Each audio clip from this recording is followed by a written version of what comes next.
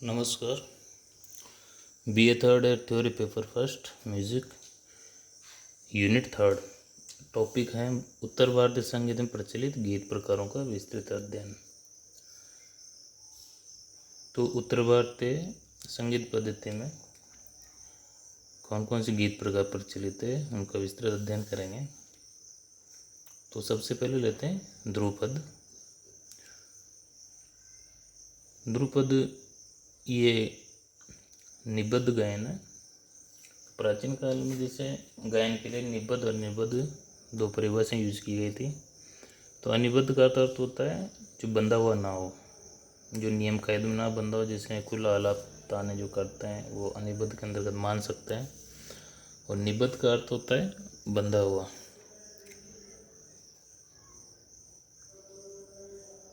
तो जो ताल में बंधा हुआ उसे निबद्ध गायन कहते हैं। स्वर, ताल, पद, तीन वैसे तत्व जिसमें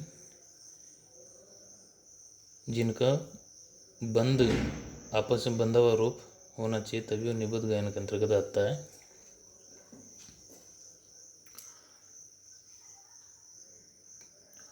तो प्राचीन काल में निबद्ध गायन के अंतर्गत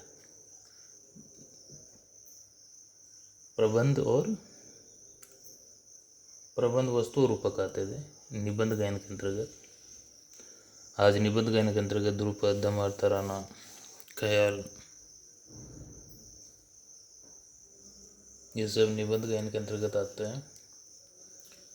तो प्राचीन प्रबंध गायन से ही ध्रुपद गायकी का विकास हुआ है, क्योंकि प्राचीन प्रबंध गायन में प्रबंध के 6 अंग होते थे: स्वर,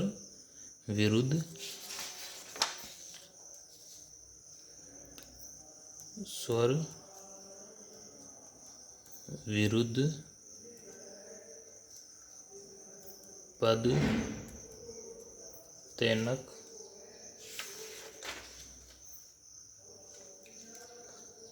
पाठ और ताल। और इसकी 5 जातियाँ थी: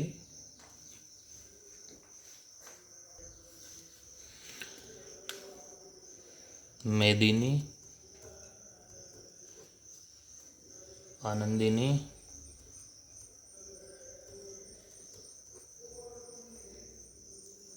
दीपिनी, भाविनी और तारावली। तो ये 6 अंग तो मुख्य थे, लेकिन इन अंगों का, जैसे मेदिनी जाति का कोई प्रबंध है तो इसका अर्थ उसमें 6 के 6 अंग काम आते थे मेदिनी जाति में। आनंदिनी, तो इसमें आनंदिनी में ऊपर के 5 अंग आनंदिनी जाति के प्रबंध में ऊपर के 5 अंग इस्तेमाल होते थे। दीपिनी में ऊपर के 4 पद इस्तेमाल होते थे। भाविनी में ऊपर के 3 पद इस्तेमाल होते थे। और तारावली में ऊपर के 2 पद इस्तेमाल होते हैं। अर्थात प्रबंध में कम से कम 2 पदों का होना आवश्यक है।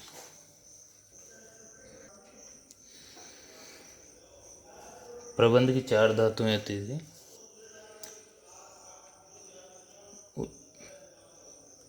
उद्ग्राह, ध्रुव, मेलापक और आभोग। तो ये धातुएं भाग के समान है।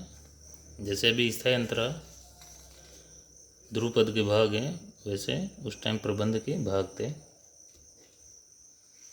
तो ये इनको धातुओं का कहा जाता था। आज इन चीज़ों का इस्तेमाल नहीं होता है।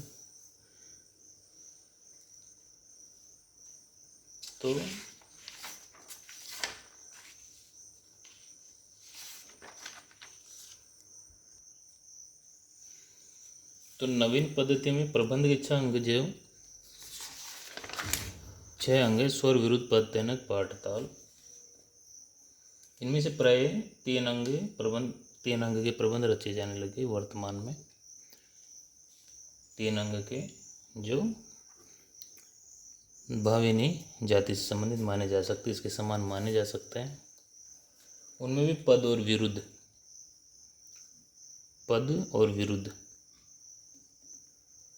कोई मुख्य स्थान दिया जाने लगा, अतः 2 अंगों से रचे हुए प्रबंध अधिक प्रचलित हैं भी। उनमें उनका विवरण, जैसे उनमें से हम ध्रुपद को एक मानते हैं। तो ध्रुपद गायन का आविष्कार सबसे पहले 15वीं शताब्दी में ग्वालियर के राजा मानसिंह तोमर द्वारा हुआ था। उन्होंने स्वयं भी कुछ ध्रुपदों की रचना की थी। प्राचीन काल में संस्कृत श्लोकों को गाकर हमारे ऋषि मुनि भगवान की आराधना करते थे। तो वो जो संस्कृत श्लोकों को गाकर आराधना करते थे, उनका जो भाव होता था, उसी से संबंधित ध्रुपद का, उन्हीं को आधार मान के ध्रुपद की रचना हुई है, ऐसा अनुमान लगाया जा सकता है। तो वर्तमान समय में ध्रुपद एक गंभीर और जोरदार गायकी की माना जाता है। ध्रुपद के गीत हिंदी, उर्दू, ब्रिजभाषा में अधिक मिलते हैं। ये मर्दानी आवाज़ का गायन है, अर्थात इसके लिए आवाज़ को काफ़ी वक्त तक स्वर साधना के रूप में इसके लायक बनाया जाता है, आवाज़ को स्वर साधना करके। तो इसमें वीर, श्रृंगार और शांत रस प्रधान है, तीनों रस देखने को मिलते हैं। ध्रुपद में स्थायी, अंतरा, संचार या भोग, ये 4 अंग होते हैं। तो ध्रुपद अधिकतर चौताल, शूलफंग, झंपा, तीव्रा, ब्रह्मताल, रुद्रताल आदि तालों में गाए जाते हैं। इनमें निबद्ध किए जाते हैं अधिकतर। तो ध्रुपद में तानों का प्रयोग नहीं होता है, जैसे ख्याल गायकी में तानों का प्रयोग करते हैं। तो ध्रुपद में नोम तोम के आलाप और गम का प्रयोग अधिक देखने को मिलता है। तो ध्रुपद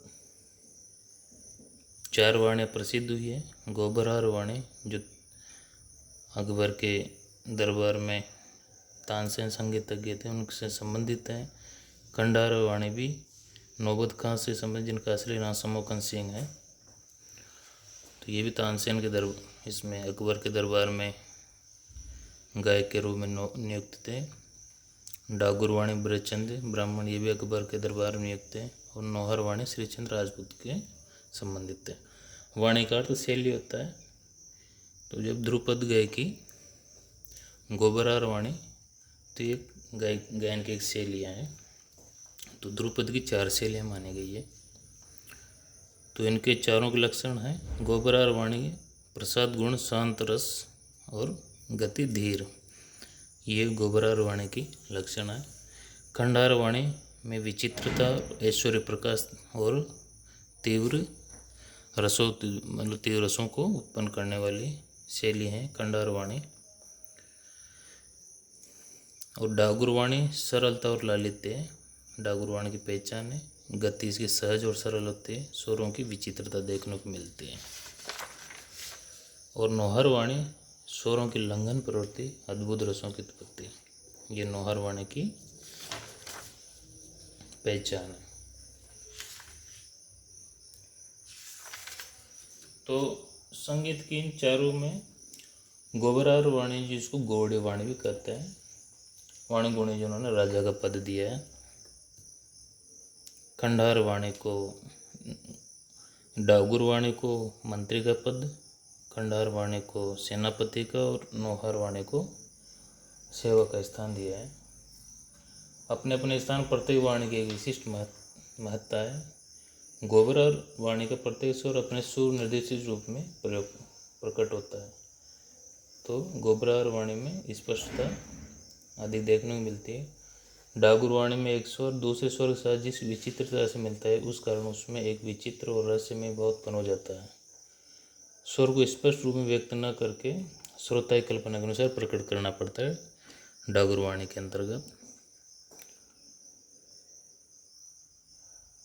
तो लालित्य और गंभीरता डागुर वाणी और गोबरहार वाणी की प्रधान लक्षण है, जो आज सबसे ज़्यादा इसी वाणी के आधार पे वर्तमान के ध्रुपद गायन का विकास हुआ है और ये अधिक प्रचलित है। इनमें खंडार वाणी जो गीति गायन चलता था मतंग के टाइम पे, उसमें संबंधित भिन्न गीति से मिलता है, क्योंकि इसमें स्वरों को भिन्न भिन्न टुकड़े करके पेश किए जाते हैं। लेकिन टुकड़ों को, स्वरों के खंड खंड खंड होने के कारण इसको खंडहार वाणी कहा जाता है। इसमें स्वरों को खंडित किया जाता है, इसलिए इसको खंडहार वाणी कहा जाता है। तो स्वर को सरल भाव से प्रकट न करके कुटिल भाव में खंड खंड करके प्रकट करना है खंडहार वाणी की विशेषता है। तो इस प्रकार के खंडित अवस्था करने से स्वर की मधुरता का नाश नहीं होता है, अपितु सूक्ष्म गम्य की सहायता स्वर को आंदोलित करने पर उनमें मधुरता की ओर भी वृद्धि होती है। देखो, प्रत्यक्ष और अप्रत्यक्ष रूप से हम चारों वाणियों को आज भी फॉलो करते हैं, जिसमें गोबरहार और नौहर वाणी तो स्पष्ट रूप से करते हैं, लेकिन अनेक कलाकार खंडहार वाणी और डागुर वाणी का भी, नौहर वाणी का भी, की शैली का इस प्रकार से वाणी और जो जिसको हम शैली कहते हैं, तो इन शैलियों का सभी कलाकार आज भी प्रयोग करते देखे जाते हैं। तो ये ध्रुपद की 4 वाणी हुई।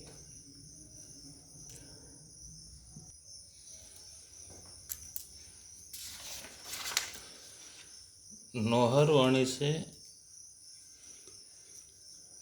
रीति से मतलब शेर की जैसे सिंह की गति का बोध होता है, तो इसमें स्वरों के लंघन अर्थात इसमें एक स्वर से 2-3 स्वर को छोड़ के दूसरे स्वर में जाना इस वाणी का प्रधान लक्षण है। नौहर वाणी विशेष रूप से किसी रस की सृष्टि नहीं करती, लेकिन इसमें अद्भुत रसों का अधिकतर देखने को मिलता है नौहर वाणी में। तो ये ध्रुपद की 4 वाणी हैं। वर्तमान में ध्रुपद में स्थायी और अंतराय देखने को मिलता है। तो ये भी प्रबंध गायन से संबंधित उसका विकसित रूप है ध्रुपद गायन, प्राचीन प्रबंधों से। और